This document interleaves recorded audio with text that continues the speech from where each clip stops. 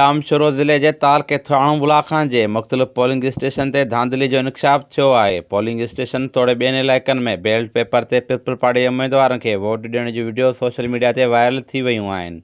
Town committee Thano Bula Khan, 7 union councillors UC सरी, मोल, तोंग शरीफ, थाणे आरिफ खान, मूदर खान बारीचो, धमाच ऐं थाणे अमन खान जे मुख़्तलिफ़ पोलिंग स्टेशन ते पीपल पार्टी जे हामियुनि पारां जामशोरो इताह जे उम्मीदवारनि खे शिकस्त ॾियण लाइ बैलेट पेपर ते तीर ते ठपा हणी वीडियो रिकॉर्ड करे पीपी उम्मीदवारनि खे वीडियोज़ मोकिलियूं वयूं, जेके सोशल मीडिया ते वायरल थी वयूं आहिनि।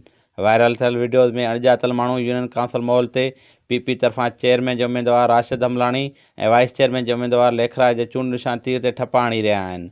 ॼाणायल यूसी ते जामशोरो इताह पारां चेयरमैन लाइ खैरमोहन शेणो खे उम्मीदवार नामज़द कयो वियो हो। हिकु ॿी वीडियो में यूसी सरी ते पीपी तरफ़ां चेयरमैन जो उम्मीदवार मोमन खान पालारी जे चूंड निशान ते ठपा हया पिया वञनि। संदसि मुक़ाबले में जामशोरो इताह तरफ़ां रेस अतामन पालारी उम्मीदवार मैदान ते लथल हो। अहिड़ी रीति सरीअ में ज़िले काउंसिल मेंबर जे उम्मीदवार पीपी जे मोहन लाल जे चूंड निशान ते ठपा हणण जूं वीडियोज़ भी सोशल मीडिया ते वायरल थी चुकियूं आहिनि। जंहिं पोलिंग ते संदसि मुक़ाबले में जामशोरो इताह पारां शहबाज़ कासकली उम्मीदवार नामज़द थियल हो।